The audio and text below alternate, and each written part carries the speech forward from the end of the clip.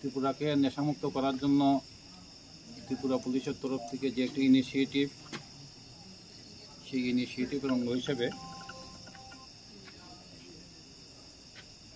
আজকে গোপন সূত্রের উপর খবরের উপর ভিত্তি করে ওসি দামছড়া সঞ্জয় মজুমদার একটা গাড়ি, যেটার নাম্বার হলো TR01 BV0595, এটা একটা হুন্ডাই গাড়ি, এটা আপনাদের সামনে আছে এখানে।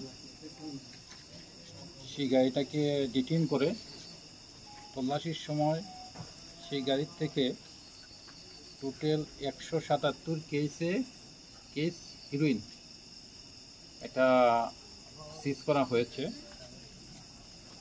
এক একটা কেসের মধ্যে 12 থেকে 13 গ্রাম করে হিরোইন আছে, যেটা আমরা এখন অ্যাকুরেট ওজন করব প্রত্যেকটা।